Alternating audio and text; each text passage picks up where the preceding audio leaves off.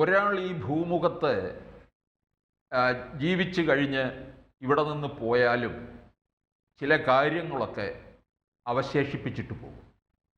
അങ്ങനെ അവശേഷിപ്പിച്ചിട്ട് പോകുന്നത് അപൂർവം ചിലർ മാത്രമാണ്. അത് പിൽക്കാലത്ത് പലരും വായിച്ചറിയും, കേട്ടറിയും, കണ്ടറിയും. ഇപ്പോൾ അതാണ് നമ്മൾ കണ്ടുകൊണ്ടിരിക്കുന്നത്. വി.എസ്. അച്യുതാനന്ദൻ ഈ ഭൂമിയിൽ നിന്ന് വിടവാങ്ങി. അദ്ദേഹത്തിൻ്റെ ശരീരം മാത്രമാണ് പോയത്. അദ്ദേഹം നൽകിയ ഒരുപാട് സംഭാവന, അദ്ദേഹത്തിൻ്റെ വാക്കുകൾ, അദ്ദേഹം ഉന്നയിച്ച ചില ചോദ്യങ്ങൾ, അദ്ദേഹത്തിൻ്റെ വഴി, ഇതെല്ലാം ഇവിടെ തുറന്നു കിടക്കുകയാണ്. അത് മനസ്സിലാക്കേണ്ടവർക്ക് മനസ്സിലാക്കാം, ചൊല്ലിപ്പഠിക്കേണ്ടവർക്ക് ചൊല്ലിപ്പഠിക്കാം. കഴിഞ്ഞ ദിവസം ആലപ്പുഴയിൽ CPM-ൻ്റെ മുതിർന്ന നേതാവ് ജി സുധാകരൻ പറയുകയുണ്ടായി, വി.എസിൻ്റെ വഴിയെ പോയാൽ പാർട്ടിക്ക് തിരിച്ചു വരാം. ഇത് വളരെ മുന്നേ തന്നെ വിജയൻ മാഷ് പറഞ്ഞൊരു കാര്യമുണ്ട്.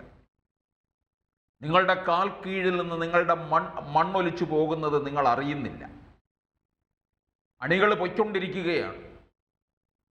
അണികൾ ഉണ്ടെങ്കിൽ മാത്രമേ ഈ പ്രസ്ഥാനമുള്ളൂ. അന്ന് വിജയൻ മാഷിൻ്റെ നേരെ ഈ കാരണഭൂതൻ എന്തെല്ലാം പറഞ്ഞാണ് ചാടിക്കേറിയത്.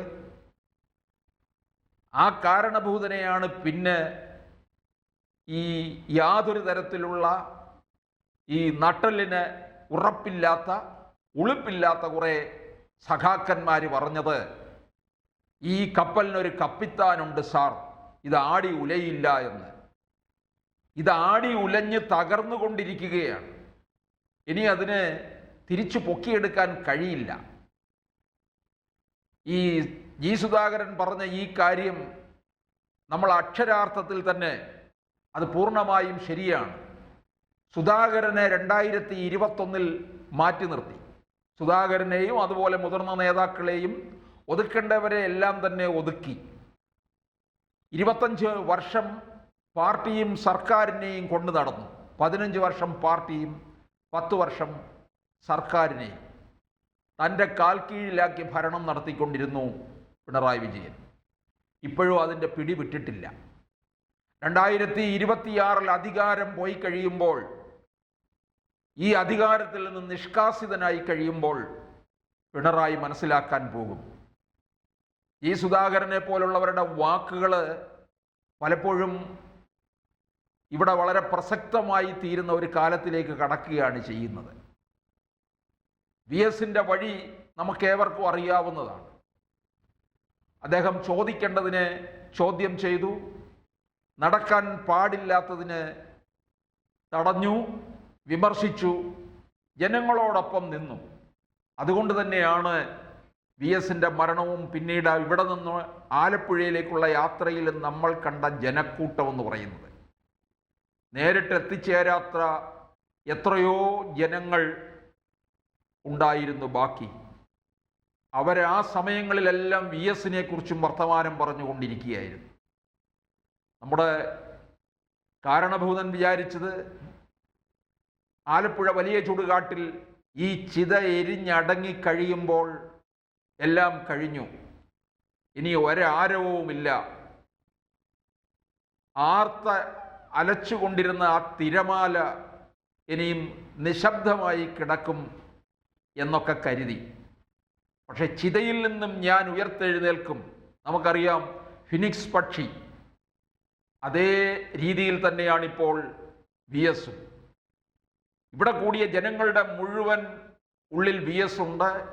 വി.എസ് ഉണ്ടാക്കിയ ആവേശം അവരുടെ സിരകളിലേക്കും പടർന്നു കയറിയിട്ടുണ്ട് എന്നുള്ളതാണ്.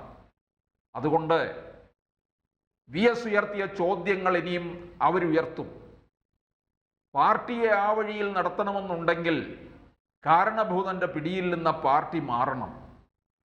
എന്നാലും പൂർവസ്ഥിതിയിലെത്താൻ കഴിയുമോ ഇല്ലയോ എന്നുള്ളതൊരു ചോദ്യമായിട്ട് നിൽക്കും. കാരണം കാരണഭൂതനോടൊപ്പം കാരണഭൂതൻ കൊടുത്ത സ്ഥാനലബ്ധിയും അധികാരവും അതുപോലെ തന്നെ സുഖസമ്പന്നതയിലും അങ്ങനെ അറുമാദിച്ച് കഴിയുകയാണ് ആ സഖാക്കന്മാർ. അങ്ങനെയുള്ള അവർക്ക് ഇനി തിരികെ ഇത്തരത്തിൽ VS-ൻ്റെ ആ പോയ വഴിയിലൂടെ വരാൻ അവർക്ക് കഴിയില്ല എന്നുള്ളതാണ്. അത് പാർട്ടിക്കും ഇനി അങ്ങനെ കഴിയാത്ത ഒരു സാഹചര്യത്തിലേക്കാണ് കാര്യങ്ങൾ മാറുന്നത്. അവശേഷിക്കുന്ന ഏതാനും പേർ മാത്രമാണ് ഉണ്ടാവുക. അവരോടുകൂടി തന്നെ ഈ കമ്മ്യൂണിസം ഇവിടെ നിന്ന് തന്നെ ഇല്ലാതാകും, അപ്രസക്തമാകുന്ന കാലത്തിലേക്കാണ് പോയിക്കൊണ്ടിരിക്കുന്നത്. ഇവിടെ VS ചെയ്തു വെച്ചിട്ടുള്ള ഓരോ കാര്യങ്ങളും, VS ഉയർത്തിയ ചോദ്യങ്ങളും ഇവിടെ നിൽക്കുകയാണ്. അത് ഏറ്റുപിടിക്കാനായിട്ടൊരു വലിയ ജനക്കൂട്ടം തന്നെ ഇവിടെ ഉണ്ടെന്നുള്ളതാണ്. ഈ അവസരത്തിലാണ് നമ്മൾ VS പലതിനെയും ചോദ്യം ചെയ്തപ്പോൾ VS-ന് ക്യാപിറ്റൽ പണിഷ്മെന്റ് കൊടുക്കാനായിട്ട് തയ്യാറെടുത്തുകൊണ്ട് ചിലർ നിർദ്ദേശിക്കുന്നു, മുമ്പോട്ട് വരുന്നു. അവർക്ക് ഇനി ഇവിടെ തഴച്ചു വളരുമെന്നാണോ നമ്മൾ കരുതുന്നത്? അവര് ജനം ചോദ്യം ചെയ്യും, തെരുവിൽ ചോദ്യം ചെയ്യുമെന്നുള്ളത് ഉറപ്പാണ്.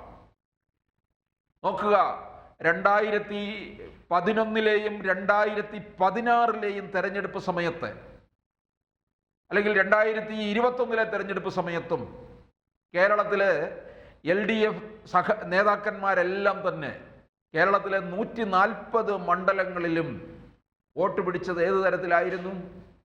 VS അച്യുതാനന്ദൻ്റെ പടവും ഫ്ലെക്സിൽ വെച്ചിട്ടുണ്ടായിരുന്നു എന്നുള്ളതാണ്. VS-നെ മുന്നിൽ നിർത്തി 2016-ൽ VS തൻ്റെ മണ്ഡലത്തിൽ ഒന്ന് വരണമെന്നും പറഞ്ഞ് ആഗ്രഹിച്ച എത്രയോ നേതാക്കന്മാരുണ്ടായിരുന്നു. അന്ന് മത്സരിച്ചവരിൽ എല്ലാവരും. പിണറായി വിജയനും ആഗ്രഹിച്ചു. പിണറായിയും VS-നെ മുന്നിൽ നിർത്തിക്കൊണ്ട് തന്നെയാണ് വോട്ട് പിടിച്ചത്. അങ്ങനെ VS ഉണ്ടാക്കിയ ഒരു തരംഗമുണ്ട്. അത് VS-ൻ്റെ ചോദ്യത്തിലാകാം, VS-ൻ്റെ പ്രസംഗത്തിലാകാം, VS-ൻ്റെ ശരീരഭാഷയിലാകാം. ഏത് തരത്തിലായാലും VS ജനങ്ങളുമായിട്ട് കൂടുതൽ അടുത്തു എന്നുള്ളതാണ്. അതുകൊണ്ടാണ് 2016-ലെ തെരഞ്ഞെടുപ്പിൽ VS-നെ മണ്ഡലത്തിലേക്ക് കൊണ്ടുവരാനായിട്ടുള്ള വലിയ ശ്രമം നടത്തി. 2021 ആയപ്പോഴേക്കും അദ്ദേഹം അനാരോഗ്യം, അതായത് കോവിഡിൻ്റെ പശ്ചാത്തലത്തിൽ ഒക്കെ പിന്നീട് നടന്ന തെരഞ്ഞെടുപ്പാണ്. അദ്ദേഹം പുറത്തേക്ക് ഇറങ്ങുന്നില്ല, കാര്യങ്ങളൊക്കെ അറിയുന്നു. പക്ഷേ മത്സരിച്ച സഖാക്കന്മാരെല്ലാം തന്നെ ഫ്ലെക്സിൽ പിണറായിയുടെ പടമല്ല വെച്ചത്, VS-ൻ്റെ പടമാണ് വെച്ചത്. അതാണ്. അങ്ങനെ VS-നെ വിറ്റ് കാശാക്കിയവരാണ് ഈ LDF-ലുള്ളവരൊക്കെ തന്നെ. അവർ തന്നെ പിന്നീട് ക്യാപിറ്റൽ പണിഷ്മെന്റ് കൊടുക്കാനും അതിനുവേണ്ടി വാദിക്കാനും തയ്യാറായി എന്നുള്ളതാണ്.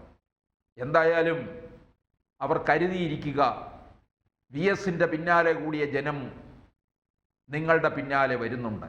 എന്തിനു വേണ്ടിയെന്ന് നിങ്ങൾ ആലോചിക്കുക. കൂടുതൽ വാർത്തകളും വിശേഷങ്ങളും നിങ്ങളിലേക്ക് എത്താൻ ABC മലയാളം സബ്സ്ക്രൈബ് ചെയ്യുക, ബെൽ ബട്ടണും അമർത്തുക.